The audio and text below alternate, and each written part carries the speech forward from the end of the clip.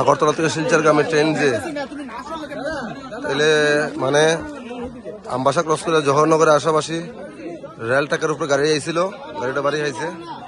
এই যে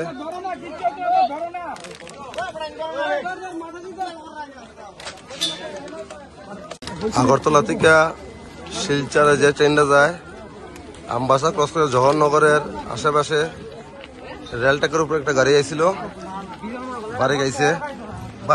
এই যে আপনারা দেখেন